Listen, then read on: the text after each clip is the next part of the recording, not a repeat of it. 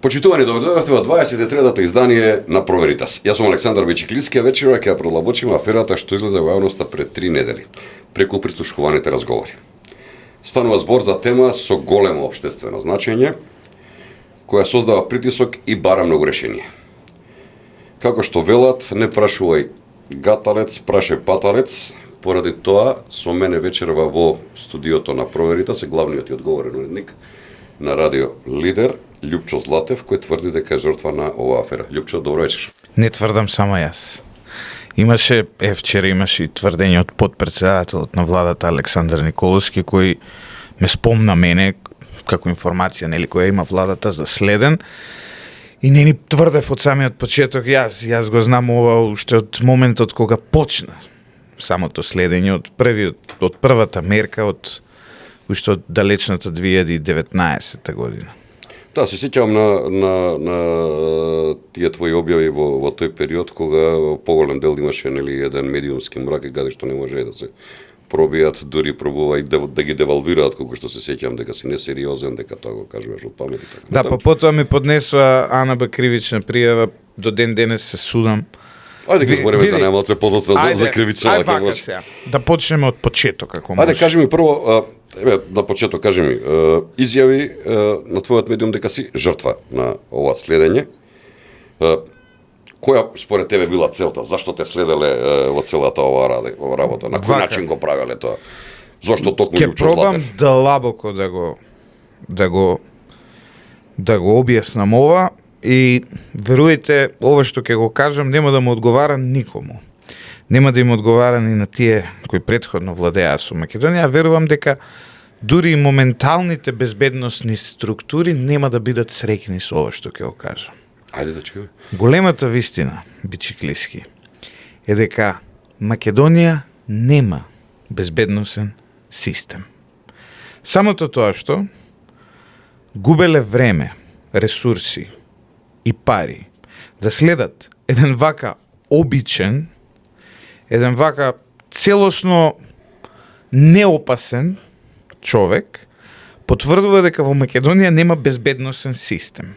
И ние зборуваме тука за НАТО, за стандарди, за ОТА, за прислушкување, за следење, за безбедносен систем, за АНБ, за сите агенција за разузнавање и така натаму. Суштината е дека соочени со својата неспособност, соочени со своето незнаење и пред се соочени со тоа дека не можат да се справат со прашањата од национална безбедност, овие луѓе во изминатите 30 години, истите овие луѓе, се занимаваат со политиканство, односно се занимаваат со следење, етикетирање, уништување на животите на обични луѓе кои единствено се разликуваат од остатокот со тоа што понекогаш знаат да кажат став. Да, Јас сум следен од единствената причина поради која што некој единствената закана од моја страна, пази, зборуваш со човек, како да ти кажам, продавачот во трафикава под студиово е подеднакво опасен за македонската национална безбедност со мене. Така бе. И самото следење, односно самата оперативна обработка која ја потврди и Виктор Димовски во интервју за 360 степени, значи дека овој систем бил тотално несериозен чим се бавел со мене. Веднаш одма ќе го кажам тоа. Јас кога сум погледнал и голем дел од моето досие, работите кои ги видов таму се, како да кажам, смешни. Тоа е еден филм. Тоа е една фикција претворена во оперативни белешки. Ајде да го систематизираме тоа. Зошто мислиш дека те следеле? Што пишува во тие документи? Зашто го следеле Љупчо Златев? Од која причина го правеле тоа? Мене ме следеле, сега ќе ти ги кажам трите случаи. 3 пати си следен. 3 различни оперативни белешки. 3 различни оперативни белешки. Не знам дали смеам да ги открием. Може да влезам во колизија со, како се вика тоа, со самата постапка која се води тоа. Но ќе открием една анекдота. Човек кој у тој момент и возеше Toyota Corolla од 2005 година, која му ја купи татко му и кој живееше во 40 квадрата во аеродром купени од татко му, бил следен од службите како осомничен дека финансиски го организирал бегството на еден поранешен премиер кој го сретнал еднаш во животот. Така, тој бил организаторот на бегството. Јас. Ти. Јас се опишав себе си. И поради тоа биле закачени мерки. Така. И ја не можам да поверувам како јас сум финансиски сум организирал бегство, кога сум возел Toyota Corolla која ми е купил татко ми за 3.500 евра и сум живел во стан на татко ми, а јас сум бил тој кој финансиски ја спровел операцијата за бегството на овој поранешен премиер. Добре, И сега како да не се смееш? Еве, објасни ми. Ајде, Знаеш, тоа е како... голема небулоза во однос на тебе приказнава, нели? Пази, истиот поранешен премиер сум го сретнал еднаш во животот. Или два пати, оставам како се вика простор да постоела и втора средба, еднаш во животот, сме разговарале 2 или 3 часа на тотално различни теми и сме разговарале неколку месеци пред да ја напушти држава. И мене ме следеле за тоа. Да. А кога се веќе еве кај лидери на политички партии, лидери на тогашниот лидер на опозицијата е следен. Тој и неговото потесно семејство според она што го имам како информации. Што мислиш, прво зошто го следеле председателот на опозицијата? Имаше вчера Александар Николовски одлични поенти. Да, јас знаеш како? Ја во овој момент, еве, од самиот почеток... Знаеш, не друго ме интересира една работа, Љупчо. Што мислиш, дали ги користеле тие информации, конкретно, еве за изборите во 2020 година, кога Социјалдемократскиот сојуз победи со некои 300-400 гласа разлика, а во кампањата знаеме дека беа употребувани одредени работи кои што сите се чуде од каде се. Што мислиш, која е целта, зашто го следеле Христијан Мицковски? Како ги користеле тие информации? Целта дали се употребувале во избори? Затоа што го следеле Христијан Мицковски било затоа што го злоупотребиле безбедносниот систем за тие да може да победат на избори. Simple as that. И значи, и пак се враќам на почетокот. Ние немаме безбедносен систем. Тоа не е безбедносен систем. Тоа е алатка во рацете на политичките партии. Барем беше до сега. Еве, сега има шанса да видиме дали ќе биде различно. Тоа сакам да те прашам, нов директор има на агенцијата. Но, еве сега да видиме. Јас не сакам да верувам дека ќе продолжи да биде вака. Но нека ни биде јасно на сите дека постои ризик и понатаму да се злоупотребува овој систем во наводници, затоа што ова не е систем воопшто. Се враќам на почетокот.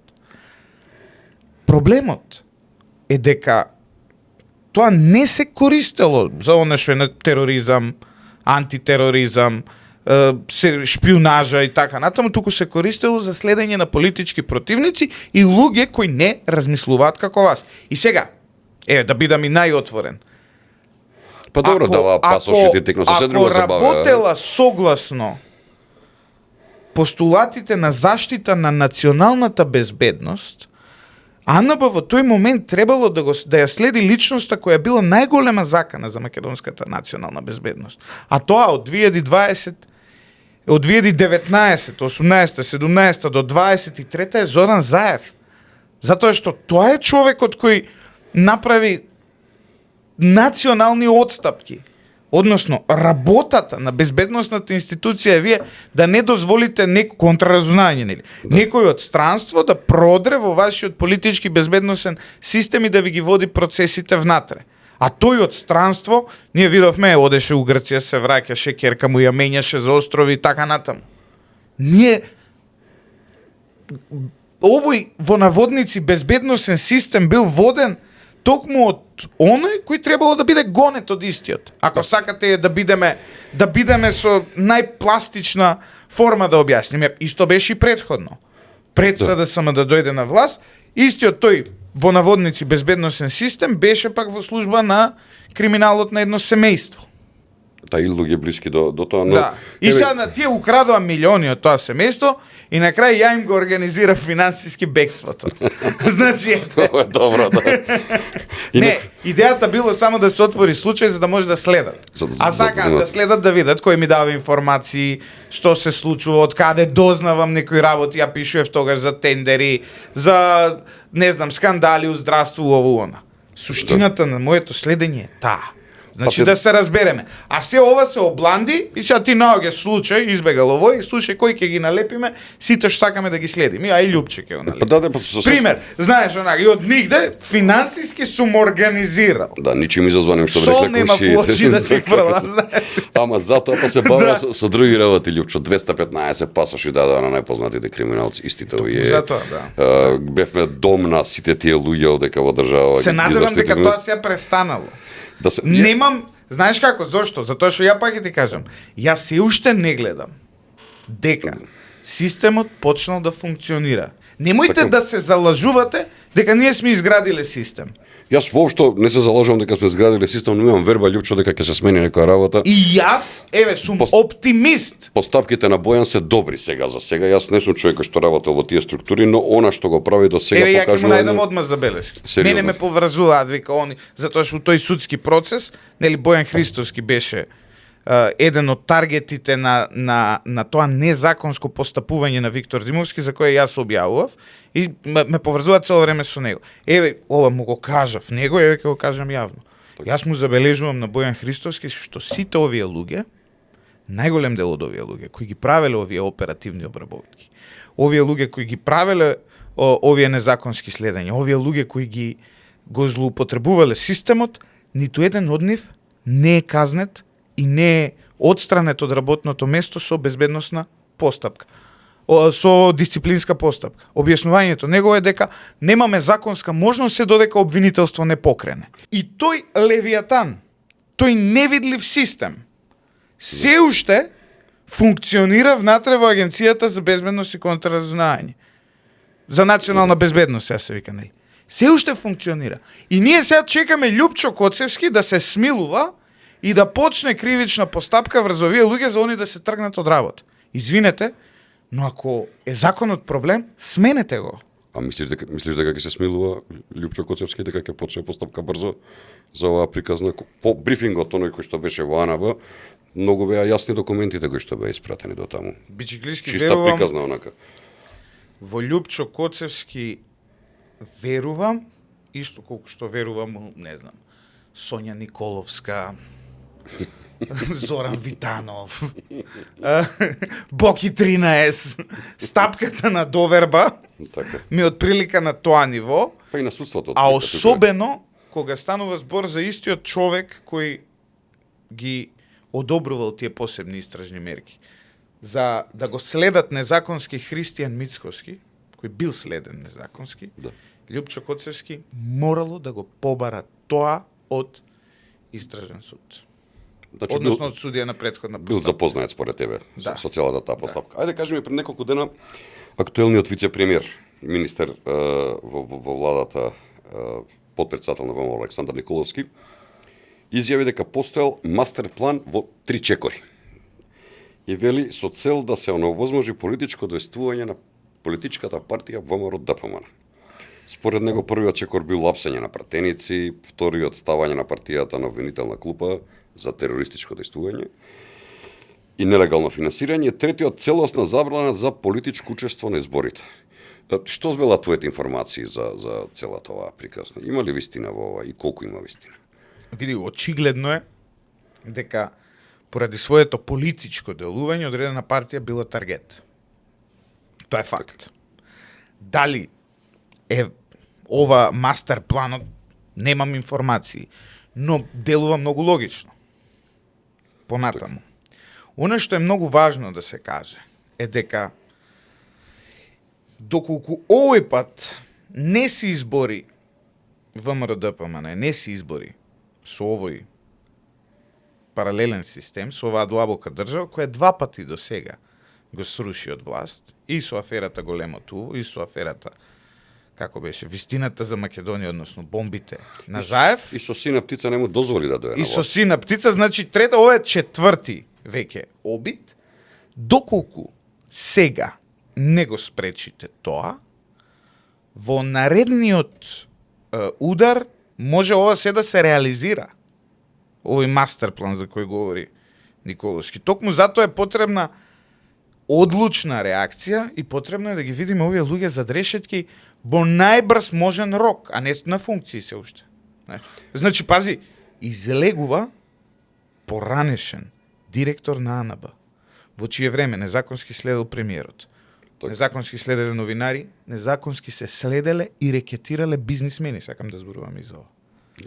И тој човек излегува на медиум и троши половина од неговото интервју да полемизира со мојот лик и дело на еден небитен новинар кој води медиум кој има обрт колку некоја средно обртна сендвичара во општина Аеродром.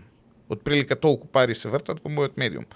Можеш да споредиш со, не знам, со како, да не ги рекламираме се, ама седмица не ми е левел. Они се изнад мене многу. Значи зборуваме со некоја помала сендвичара. И човеков излегува и полемизира со моите тврдења, со мојата биографија, со моите дела, измислува, лаже дека јас сум бил осуден за оддање државна тајна, што не е точно. И сега, што сакам да ти кажам? Ова потврдува. Тој човек не треба да биде на телевизија. Тој човек треба да биде позади решетки, луѓе. Па добро, И секоја наредна слобода, негова слобода ќе имаме ние уште еден смут, уште еден спин, уште една промена на тезата. Сега како викаат да се декласифицира. Доколку се декласифицира тој материјал, тој ќе биде неупотреблив за на суд. Затоа што судската постапка е јасна, дека доколку тоа се излезе во јавност, процедурата ќе биде повредена и сите кои злоупотребиле ќе треба да бидат ослободени. ама и чуден момент е. Да, не, барањето за декласификација е тоа. Вие може да зборувате што сакате. Тоа е барањето. И СДСМ и Виктор Димовски, тоа што го барат, всушност спас за оние кои следеле, затоа што согласно процесното право, тие докази откако ќе се декласифицираат веќе нема да може да се користат на суд. Да. Овде има сега уште еден дел. Спомнавме дека имало следени новинари. Да, па не си единствениот. До сега во Драган твоја тесна. Милосављевиќ и ја и Горан Момировски сме имиња кои се соопштени јавно. Јас познавам уште некој, но да не им ја повредам приватноста, нема да ги кажам кои се. Има едно друго прашање. Зошто сите зборуваат за следени новинари, какви што постојат, а никој не зборува за новинари соработници на службите? Така, мислиш дека во целата оваа приказна има и луѓе кои што се работувале со нив? Види, не мислам. Знам. Зошто?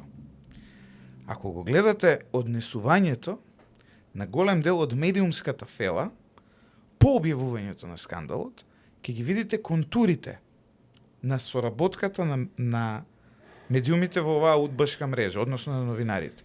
Чекај, дали значи тоа онаа млака реакција на едно од здруженијата во однос на цела афера? На сите здруженија. Оние најголеми На сите здруженија. оние гласноговорници што На секогаш- синдикат. Значи, пази, го избркале монтажерот у Алфа, синдикат и ЗНМ, коси корнат какво кршење на новинарски слободи било тоа. Тој се опил, не отишол на работа. А овде молк Знаеш. во приказнава. Овде молк, по неколку настапи и медиумски притисок, имаше некаква реакција и таа запре. Да се случеше ова во време кога ВМРО ДПМН е на власт, да се дознаеш дека ВМРО следело новинари, сега за НМК имаше протести, само запалувања, ќе плачеа, ќе пустеа пред дипломати, пред се и се што. Сега има мукла. Тоа е прво. Второ, однесувањето на голем дел од новинарите. Ја веднаш извадивме ја го објавив во вторник у радио, во средата Геровски направи текст за тоа, за некој бизнисмен, па тој бил, не знам, екс-криминалец и така натаму, што бил рекетиран од овие служби и објавивме приказната. Геро пишуваше и за Орце Камчев, ја немам пишуено за тоа ништо посебно. Сакаш да кажеш Низа на ботови на Твитер и новинари по телевизии што излегуваат Нас не обвинуваат дека ние со тоа што сме ги објавувале овие случаи, сме сакале Христијан Мицковски да го ставиме во, да не биде он у спотлайт, да не биде, нели, дека неговото следење, туку сме ја разводнувале темата. Вие. Да. Ја и Геро. Луѓето кои први пишуваа и за Христијан Мицковски, и за следењето, и први пренесува. Сега ние сме непријателите на Мицковски. Идејата на оваа ботовска мрежа и новинарска мрежа не е да го заштити Христијан Мицковски од мене и од Геро, пошто ние очигледно не сакаме да му наштетиме. Идејата е да си ги заштити своите хендлери Така. во службите. И таа ботовска и новинарска мрежа прави се затоа што доколку се открие, доколку се почне да се копа, ќе се најде самата себе си. А мислите дека ќе почне процесов, ќе се дознаат имињата на тие луѓе, на тие После, групации? не, јас се плашам дека ќе се злоупотребува тоа понатаму. Како? Го злоупотребува? Као секојаш у Македонија, се што се става под тепих.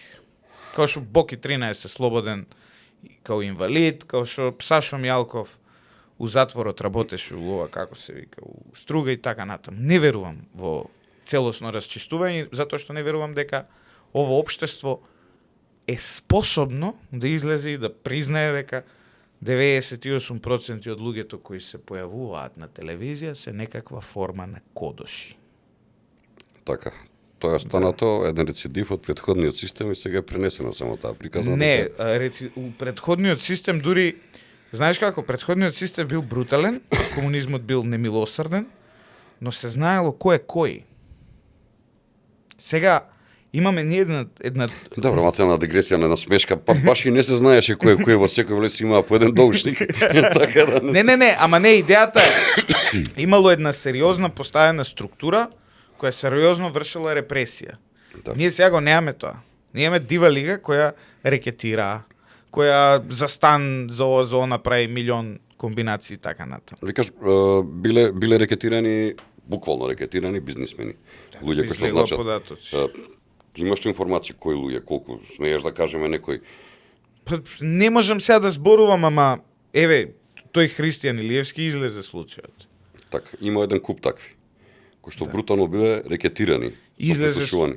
брутално со прислушкување, со следење, со монтирање на случаи и така натаму. Милиони се извлечени од сео. Да, јас сум убеден дека мора да се покаже способност и дека за разлика од тебе, јас мислам дека има капацитет во Македонија сето ова да се надмени, да помени. Јас сум вечити оптимист.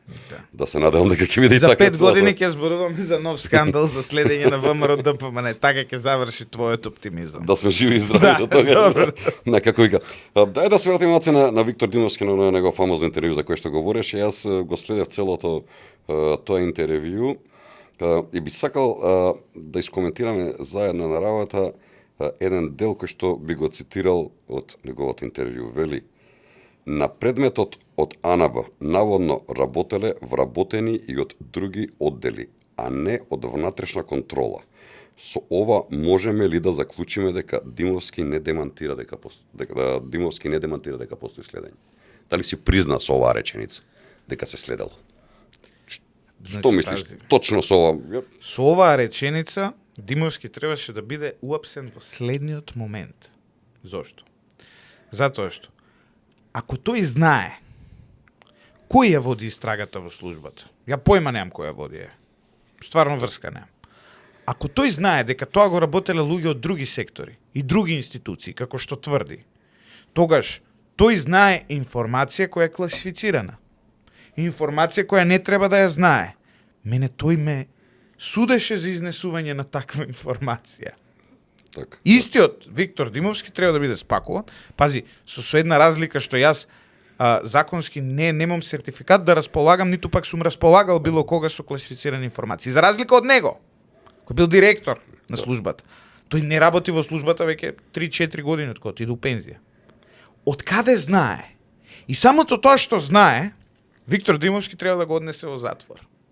Ме разбираш што сакам да ти кажам? Да, има логика И во тоа интервју тој покажа дека се уште тие полуги внатре во таа служба се борат случајот да го стават под тепих, да го разводнат и ако можно е да не го процесираат. Истите Или, тие. или да го релативизира, да биде Да го муавет на релативизираат. селска чешма, како викаат. Истите тие во овој момент се ставаат на пазар кај актуелната власт, кај актуелниот директор на АНБ и кај актуелниот премиер, ако сакате.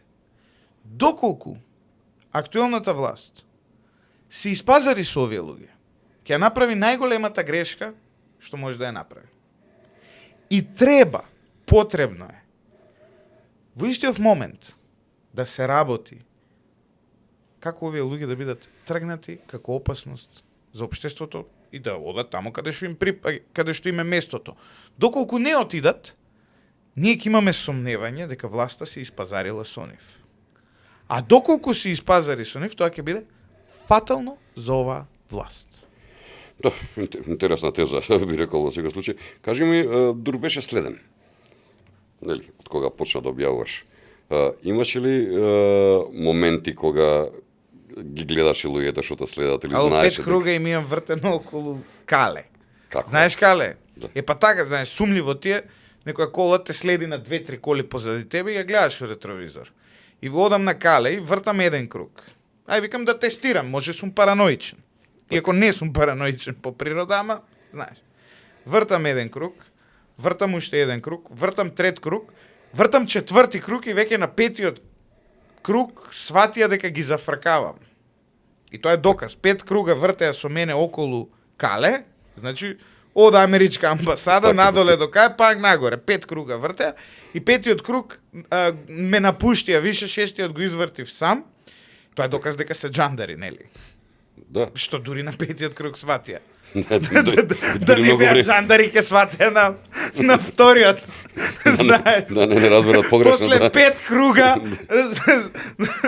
мислам, вториот круг е очигледно више дека некој те зафркава. Да, постоа тие смешки со полицајците дека. Да. Ама И имаше добро, пак се враќаме на почетокот на твојот муавет дека се слаба организација, слаба работа барем до сега. Значи, имаше такви други случаи, имало, знаеш, ќе седнеш у кафана па и гледаш истиве лица подолго време околу тебе у различна кафана. Све се погодуете. Некој еднаш им имам пуштено и пијачка. Нема везе, значи ја немам ништо против тие оперативци. Тоа се луѓе кои заплата работа, тоа е. Нефим викаат ово е закана. Најверојатно и они немаш да веруваат што е заканата у овој со еспресо мало догоре и 10 со кромити тоа. очигледно влијаело многу добро, Љупче. Јас сум закана за кујните, за месото, за знаеш, добро за системот да, месо. Добро е понекогаш да си државен непријател.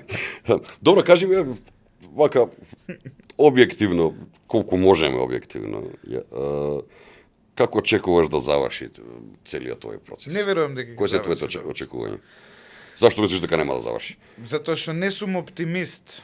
А не сум оптимист затоа што знам какви си, знаеш како, политичката волја е едно. До сега завршува со политички одлуки. Не, проблемот не е дали правна разресница ќе има приказана? Политичката волја е едно. И политичка волја да се пресмета со овој случај постои и кај Бојан Христовски, и кај Христијан Мицкоски, и кај Александар Николовски. Пред се кај Христијан Мицкоски, кој самиот бил жртва на се ова, така? Да. Кај него постои нормално е дека ќе постои политичка волја. Но дали ние во овој момент имаме институции кои може да излезат на крај со ова? Затоа што таму, како викаше Панчо Тошковски, кај да тропнеш труло е. А за да се спакува се ова, за да заврши се ова со среќен крај, потребно е институцијата да го спакува така. А таму нема капацитет. Ја пак ќе се вратам. 30 бездомници не може да уапси таа институција, што не трујат секој ден. Еве има промени, Љупчо. Може би ќе дојдат квалитетни луѓе. Јас мислам дека мора да се заврши ова. Јас 55 години живеам во оваа држава, ова е четврта афера што викаш ти за прислушување и више досадно е, знаеш. И е нешто со некој што следната више нема да ја следам, како да ти објаснам. Ама ќе те следат. Не, ја нема да нека ме следат што преку глава. Мора да заврши, јас сум убеден и сакам да заврши оваа цела приказна, бидејќи станува работа за еден трулеш кој што буквално ни го уништуваш од внатре општеството, начинот на живење. Затоа сме до овде. До вербата. Знаеш, затоа сме до овде. Ајде да смениме, да пробаме, да веруваме малку. Со работници на овие. Така, на кажи овие служби биле луѓе кои се со криминално досие. Овде имаме човек и пази, Виктор Димовски потврди во тоа негово интервју и во серија пишување на социјалните мрежи. Потврди една информација која јас ја пишував, дека Љупчо Палевски Палчо бил негов соработник На Виктор Димовски. на службата. Овој серијски убиец, за него Да, зборувам. зборуваме за серијски убиец. И сега пази, они потврдуваат А да, беше и водител на со подкаст тоа, не се, Ми текна, вака ми се врати во моментот. види, немам добро мислење за подкастот, ама сега не може луѓето да ги обвиниме за тоа што го знаеле ми него. текнува ликов од каде ми се врти во главата. Ме разбираш, Тоа значи ти го кажам, да. на страна тоа се, тоа е Да. еден муабет. Немам добро мислење за подкаст, ама сега не они од кај да знаат, не му правиле досие. Да. Службата го инструирала тој човек. Бил доушник на таа служба, бил извор на таа служба, бил скриен соработник на таа служба. Го штитела и по убиството. Му дозволила да избега од државата. А сето оно што го правеше као проект десна, мислиш дека и тоа е проект на службата? Класичен проект на службата. Вие ако гледате нешто што сака да личи фашистички, а тоа сакаше тој проект да изгледа така фашистички, малце наци елемент да има, а у Македонија гледате дека нема автентична фашистичка мисла е тол. Вас ви е јасно дека служби за тоа, ако оној другиот еден што беше што глумеше русофил и главен соработник на Путин, цела работа е за да ги прибере сите тие што се таму и да се следат, исто и ова. Идејата е тоа да се фрли нишка, да се создаде слика дека постои нешто. Ка постои у Македонија радикална десница, жити се. Да. У Македонија постои радикална десница. У Македонија се постои освен радикална десница. Ама идејата е тоа треба да се формира за пред светот и внатре да се наоѓаат изговори зашто да се следат луѓе. Тоа е идејата. И Тоа да- се болни креации на истите овие луѓе од тајните служби. Меѓутоа со одредена функција која што си требале нели Апсолутно. да се заврши во одреден период. Ова се болни мозоци, да се разбереме. Ова не се нормални луѓе. Па Ова не се луѓе со нормално расудување, со нормален етичко рамниште, што е добро, што е лошо. Тотално искривени луѓе се овие. Затоа што ти да следиш Драган Милосављевиќ. Да. Главна дебата е караница кој ќе ошета кучето денес и тенис. Дали ќе се игра со ово или со оној. И затоа И- државата троши ресурси и И пари. за тоа троши ресурси за него. Замисли. Како државен пријател. Мислам, поздрав на Драган. Да, Драган. Беше гостин во една емисија. Слично, прекрасен лик, слична морам да кажам. приказка со мене, знаеш, онак. Државен пријател број 1 исто во целата. Добро, дали мислиш дека тебе пази, Пекер и Онишченко станаат жители на Република Македонија и дури беа и Тоа заштитени. се, ама види во, и со одредени работи. во системот на во искривениот систем на УДБА Раде Штекли, Шеваљ, Жила, Пекер, оној како се викаше, има еден Тие том беланоци, такви- меланоци како ги. Тие се нормални луѓе, а ние сме закани за тој систем. Кога сте вие како Но многу едноставно, знаеш. И сега нема што да зборуваме. И стварно ние сме биле закана за тој систем, за тоа што сме зборувале, гледај што се случува. Моje размислување, мислам дека сакаа да ве заќутат и тебе и Драган и неколку новинари, со што според мене практично се извршуваше едно класичен притисок за убивање на говорот и волјата на слободно Еве, ја изразување. тоа го пишав јавно и овде како кажам, од кога ми поднесе кривична пријава Виктор Димовски и Ана за оддање на државна тајна, неколку месеци потоа преку еден негов близок соработник ме контактираше Зоран Заев и ми нудеше обвинителството да ја повлече таа кривична пријава, јас за возврат ми викаше тоа што сега го работиш за ВМРО-вците, ќе го работиш за нас. Викам, ја ништо не работам за ВМРО-вците, као што вие? Не, вика, фората е нив да ги напагеш, нас да не браниш. Вика, Чекај, тоа не постои, да. да те разбирам уште еднаш. Сакаш да кажеш, почнале судски процес против тебе за оддавање на државни класифицирани тајни. Да. Виктор Димовски те тужи. Додека трае процесов, ти се јавува Зоран Заев. Не лично Зоран Заев, Да, туку преку човек посредник, ми да. праќа, да. И ти вика, Љупчо, дај седнеме да се договориме, ја ќе ти завршам работа, ова да не помине на суд, да биде добро. Ама ти Не да не помине на суд, да се повлече обвинението. Така, ама ти да бидеш добар од сега да не збориш против нас. Вака се Не парафразирам. да зборам против ВМРО. А, така. Имаше новинари кои поминуваа ни слична постапка за слично дело и почнаа да зборуваат против ВМРО. Така. Ај кажи Значи, ми... ја немав идеја тогаш дека така треба да изгледа слободно новинарство, исто како што сега немам идеја дека треба да му се допаднам на ВМРО, ама идејата е дека, знаеш како, мора да бидеш секогаш, да имаш некаква вертикала и да веруваш во одредени работи. Јас тогаш не верував дека таа власт може било што добро да ја направи на Македонија, а во оваа власт се уште не сум престанал да верувам, ама вака, да бидам искрен, мора уште многу да се докажуваат. Па добро, нешто што, како велат Липчо, една будала што ќе расипи 100 паметни луѓе тешко праваат после тоа. Баш така е, во секое дејство е така. Во контекст на мовето што го кажа претходно личноста што ја спомна.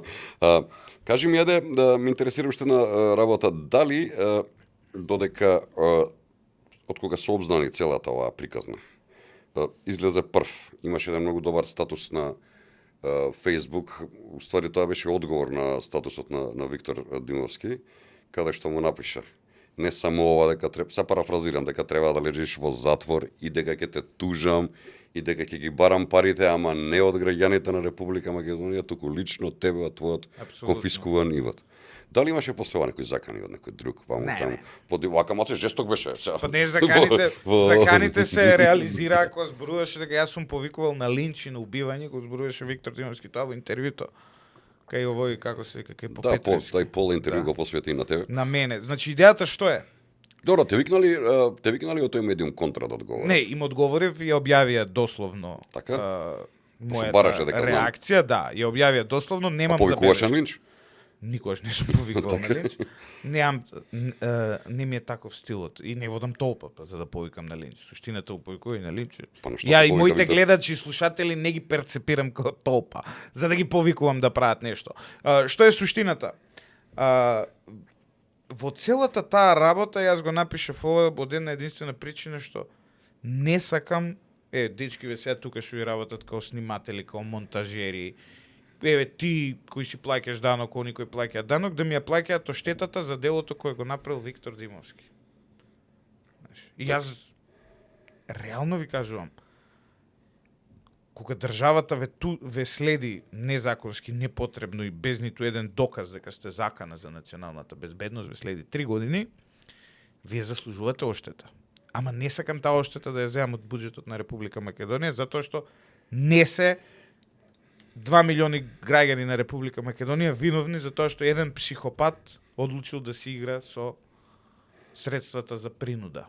Знам дека употреби правилен израз во психологијата, во психијатријата, велат дека има болести и има состојба на умот. Да, тоа е патологија. Психопатијата е состојба на умот, така барем. Да, медицински не е тоа болест, да. Не е болест, ама е многу попасна. Мут, значи, да. И тоа е како остварување. Модул е.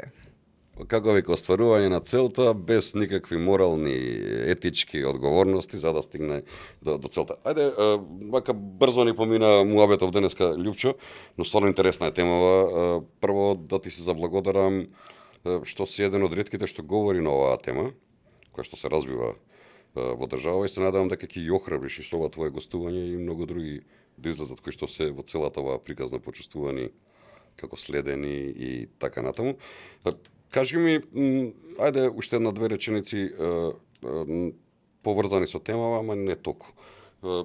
Како ја оценуваш и со оваа афера и претходни моментов состојбата со слободата на медиумите во Македонија? Имаме ли реално некое подобрување, полошување во моментов на целата состојба во медиумите? По промената на власта морам да бидам искрен. Само извини, ќе те прекинам уште една работа. Кога почна аферава со прислушкување, одредени медиуми, најголемите гласноговорници, борци за човекови права, ама ги немаше 3-4 дена, мукла, онака, тотално беше, од петокот, од кога почна брифингот на АНАБА, до вторник, среда, ги немаше нигде, па се појавува Виктор Димовски и одма другиот ден Социјалдемократскиот сојуз ја продолжува истата теза која што ја збореше Виктор на интервјуто. Вака, Македонија никогаш во последните 30 години од независност немала проблем со слободата на медиумите. Ова го тврдам одговорно. Зошто? Затоа што дури мене која ме гонеле, која ми поднесувале кривични пријави и која ме следеле, реално не ми ја нарушиле слободата. Јас си понатаму слободно си творев, слободно работев. Како беше она, ја и данас држим час. Немав проблем да со нивната репресија, иако знаев за истата. Добро, ама одредени твои колеги губеа работни места, беа осудувани, правени, пустени, тоа баш и влијаело на нивниот живот во секој случај. Влијаело на нивниот живот и тие неправди треба да бидат исправени во одредени судски постапки, да се докажува, да се гледа. Но она што сакам да кажам е дека денес во Македонија слободата медиуми е преголема. Вие може на подкаст да излезете и да чуете кој сакате и никој ништо не ви може. И тоа се случува у држава. Се случува, седи премиерот у уста, имаш гледано тие видеа. Спуштени да нивото на комуникација и сега страшно, пази, тоа може да го разберам. И сега пази, ти, кога можеш ти да излезеш и премиер да го пцуеш, така? Да. Како тоа нема слобода на медиуми? Каде, што е поголема на слобода на медиуми од тоа? Имаме слобода на медиуми. Она што го немаме е одговорни медиуми. Професионални медиуми. И немаме рамка која ќе овозможи да се направи една селекција што е професионално, што е политички, партизански. Например, овој твој подкаст е политички и партизански. Така би бил квалификуван во, не знам, во Велика Британија. По убедување десничар партизански баш. Па добро, партизан е тамо друго. Тоа значи човек кој, нели, представува, односно инклинира кон одредена партија. Кај нас е комитски војводски. Тоа не е нелегално, знаеш. Тоа не е неетички да се работи. Така. Знаеш како? Тоа не е неетички, не е неетички ти да поддржуваш некој. Нормално. И да си водиш подкаст кој поддржува некој. Она што е неетички. И никогаш не сум криел према Кој си и што си, да. Апсолутно, и затоа сакам да комуницирам со тебе, затоа доаѓам кај тебе. Да. Пошто си искрен. За разлика од многумина кои се представуваат како слободни, независни, непристрасни и не знам што, а во суштина се длабоко навлезени во отворот позадински на лидерите на нивните политички партии. Ти не си длабоко, ти не си навлезен, ти си понезависен од нив, ама тоа е, си имаш етикета да си ја носиш, се гордееш со неа. Да. Они немаат етикета, а се влезени. Тоа е проблемот. И чекаат директива од Викторија Димовски и од Филипче и од не знам кој се, како да одговорат на ова. И го одбра најдебилниот начин. А тоа е барањето за декласификација. Доколку се декласифицира овој случај, нема да може да се суди никој по него. Токму затоа треба да си остане како што е, потоа да се води судска постапка и во судската постапка тоа што треба да се декласифицира, ќе се декласифицира. Значи, ова е поентата на целата стратегија што во моментов пробува да направи Социјалдемократскиот сојуз и Виктор Димовски. Апсолутно. Значи идејата е тоа. Бараат декласификација. За процес на повреда. Зошто? Затоа што кога ќе се декласифицира, самиот процес е повреден. Така. А они викаат све декласифицирајте. А се ако се декласифицира, повреден е процесот и ние наместо да се занимаваме со судски процес, ние ќе се занимаваме со приватниот живот на следените. Ќе се занимаваме со дали сакам medium rare бифтек или well done. Да се Тоа ќе биде темата на јавност. Да се разводени приказната, Да. па да почнат едно време. Да. ВМРО СДСМ уствари Димовски Бојан, па после тоа ВМРО СДСМ, па исти се сите, па да дојде до И целата најинтересното, ги спомнавме жртвите, но додадеме признание на една жртва од Социјалдемократскиот сојуз.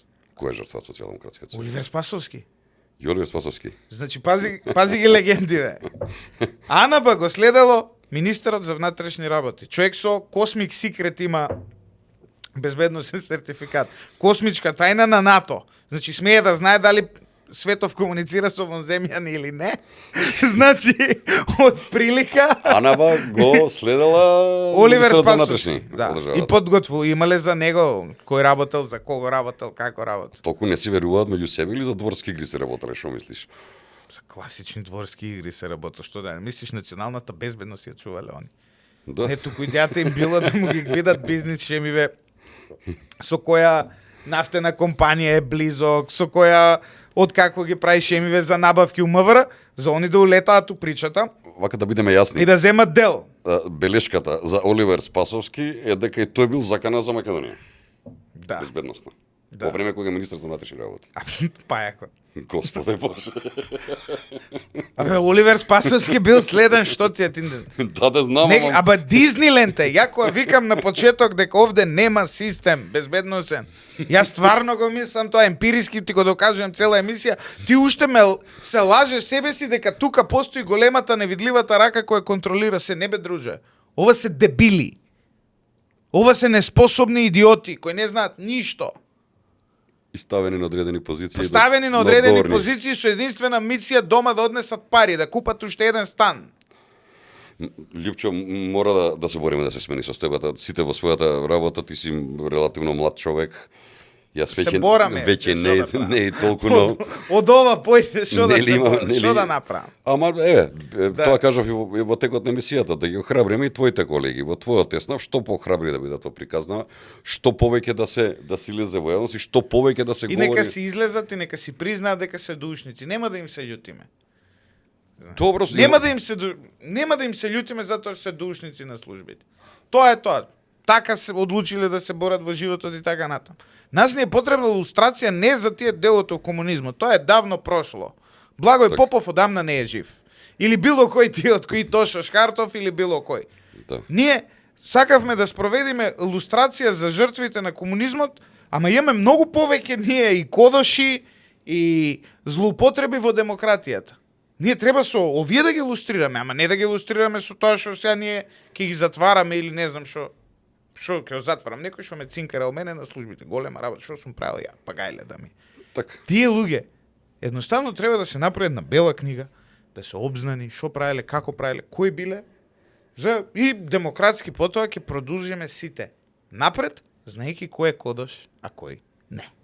Дай Боже да го живеам и тоа во нашава држава, имам да ти кажам искрено верба дека ќе се случи тоа, бидејќи целиот мој живот и во независна Македонија претходно во претходната држава се секогаш постојано бевме под некоја приказна дека некој не гледа, не следи, не прави ова. Се сеќаваш ли Значи, кој излегува оние информации Мицкоски на одмор која беше у Црна Гора, у Крашичи.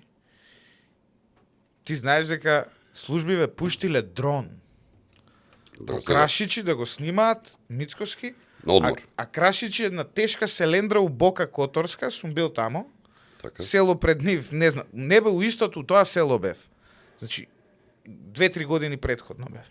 Не сме се погодиле со Мицкоски. И ти го снимале, пустеле, сликале, праеле и презентираат, вика, во луксузното летувалиште Крашичи. Таде слушав 15.000 евра од вечер. Какви 15.000 евра вечер? Чекај, сакаш да ми кажеш, значи, ангажирале луѓе од овде од Македонија. Со дрон, Со опрема, со се, да го следат да го следат Мицкоски тренер. кој отишол 5 дена да одмори од тоа камењарникот тамо. Сум бил. Господе Значи, Боже. наискрено ти кажа. Господе Боже. Можеш и да замислиш колку се шлакнати. А од спротива тие, значи од другата страна на Бока Которска практично, ти доаѓа вака некако во тој архипелаг, тие Порто Монтенегро, о Рокфелер што градеше. Да. Луксузното. Од трета страна ти е Луштика што го правеше син му на Мубарак, а ова е еден така неразвиен рурален дел од Црна Гора, каде што летување ти е 35 евра, 40 евра до 150 евра у топ сезона максимум од вечер. Зборувам за апартман цел. Овие дигаат луѓе. Овие дигаат дневници и пари. Дневници, ја тамо летувавме со доручек и вечера за 600 евра 7 ноќевање со супругата моја. Бог да у близина, знаеш. Бог да чува, Лјупчо, што ми кажеш, не ми се верува. И они дрон праќале да го фатат Мицкоски на во луксузното летувалиште, вика. Па тие биле него и нема врска, ги знаеме сите кои се газдите. Има и луѓе од Македонија што инвестирале таму, но врска нема човекот. А овде фино, лепо се штанцаат. Овде се штанц. Вика, отишол Мицкоски, служба го следи Мицкоски во луксузното летувалиште за кое ја одговорно тврдам дека е обичен камењарник и можам секој да го однесам таму да види дека нити има плажа, нити има дискотека, нити има монденско нешто, едно такво мирно две селца се едно до друго. А и беа интересни, сами се враќа филмот од мене и на медиумите кои што тоа го објавија тогаш. Ама медиумите тогаш објавува слики. Ово што го кажуваш ти. Чекај, тие се слики од дроновите или од оперативци сликани тогаш? И од едно и од друго. и тие дадени надредени новинари да ги објават. Да. Тоа било работата на А тие се на соработниците, службите. уствари. Да, да гледаат Мицкоски кај отишел на одмор. И морам да кажам дека тогаш ми се дигна господинот Христијат Мицкоски во моите очи, кога видов дека летува на едно такво скромно место. Морам да бидам искрен. Ја очекував, знаеш, Дубровници, не Да. знам, Прачови, чуда врагови, која више Израели, се иде сегде. на Јадран. Човеков летувал, ја кај сум летувал 2-3 години претходно во едно најобично село за средна класа на менето. Дури за ниска средна класа би рекол. Љупчо, Муаветов, бака ми помина со тебе у овој час, многу интересни информации. Да ти кажам, се чудам уште за некои работи длабоко во себе и кога знам дека се такви какви што ги кажуваш, но кога ги чуеш вака од друг уште поинтересни стануваат. За крај еве имаш некоја порака која што би сакал да им ја пратиш на твоите колеги пред се во твоја Теснав, поврзани со целата оваа работа пред да се одјавиме. Што би ги охрабрили твоите колеги? Што би им кажал во моментот? Не би им порачал ништо, одма ќе пренесат во службите. А, така. Одлично. Ти благодарам во секој случај што вечера беше гостин на Проверитас. Ти посакувам успех во твојата новинарска кариера и приватно се разбира во животот. Тоа е прв пат јас тебе да ти видам гостин. Тоест ти мене да видиш гостин. Ќе направиме јас тебе Војвода, ти мене Сердаре, да. како викаат. Ти благодарам уште еднаш што беше гостин во ова издание на Проверитас. Почитувани гледачи, се надевам дека живавте во ова вечерно интервју со Љупчо Златев. Следете не на сите социјални мрежи. Не заборавајте, ова е Проверитас, платформата за борба за вистина. Ви благодарам. Останете поврзани со нас на Facebook, Instagram, YouTube и на нашата веб страница proVeritas.mk.